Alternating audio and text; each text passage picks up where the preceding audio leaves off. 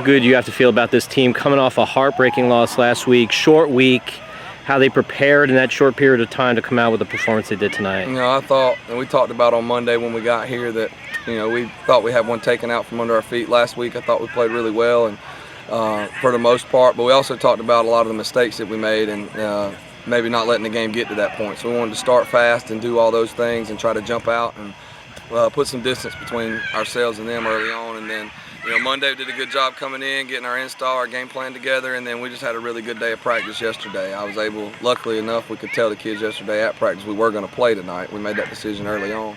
And we really tried to sell it to them as it's really a blessing, because we didn't have to wait an entire week to get that taste out of our mouth. So we got a little bit quicker opportunity to turn around and come back, and I think they were really ready to get back on the game field and you know, try to make up for or kind of avenge that happened to us last week.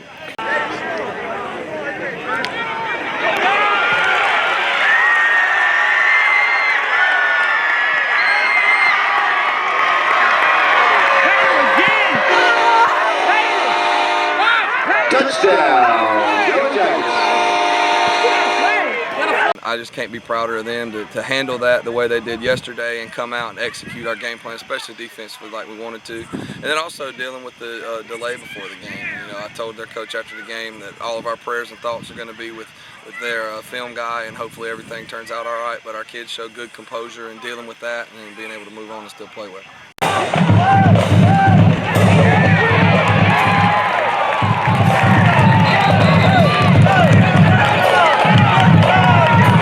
17. We played a lot of energy last game. We thought we got robbed, so we kept that energy, and we brought it here tonight. That's how we got through.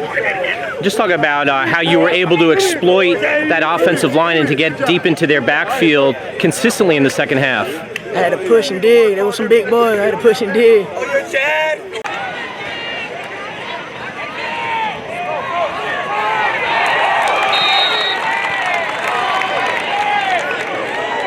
Chambers sacked to the backfield. Chaz Wilson in on the sack. Brings up third down.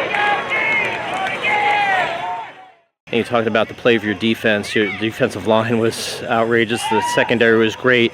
Chaz Wilson was in that backfield second half, like living back there. Just talk about the play of that defense. You know, secondary-wise, we went into the game thinking they were going to run it a little more, and then Five, the kid they put at receiver, had been playing quarterback for them. Forward had been their backup, and they made that switch tonight.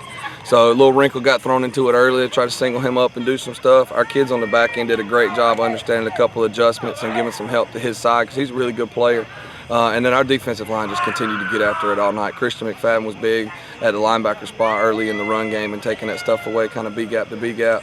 But, you know, Chaz, Tyson, Nashawn, Romel is a freshman, and all those guys, Tyler Mills, they just continued to get after it all night long, and that's what we got to continue to have.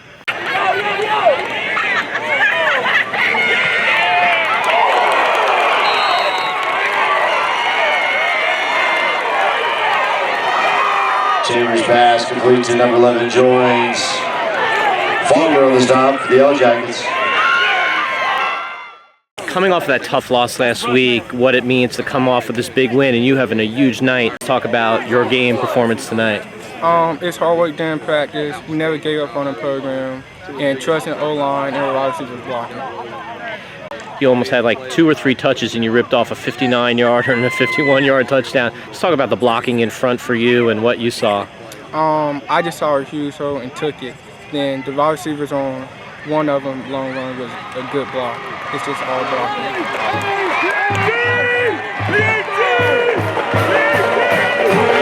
Touchdown, Yellow Jackets.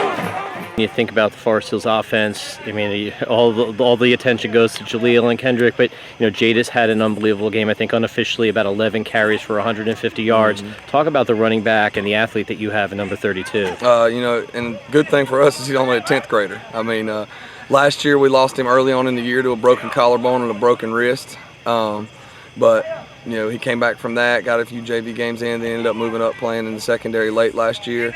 We knew he could get back there and run the ball. He did it on the JV team last year, and we knew, you know, we were counting him in that backfield depth anyway, with him and Jaleel playing defense full-time too.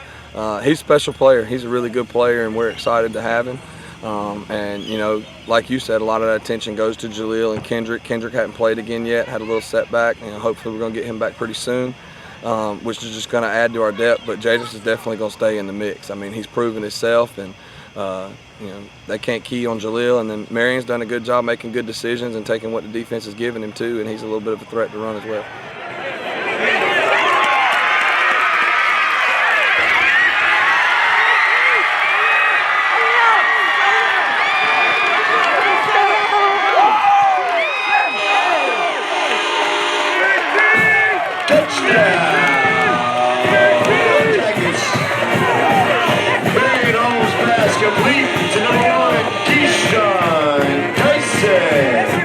Talk about you had a short work week, but now works to your benefit. You have Piedmont playing off a bye this week, so you have a little bit of time to prepare. How do you feel about going into that game with a week and a half? You know, they've done some stuff in the past 2 years, and they're going to line it up and run it right at you. I know they've shown some spread stuff this year too, so it's a lot like tonight. It's going to be a lot of different formations. We got to make sure we communicate that defensively and not get beat with a cheap big play on alignment.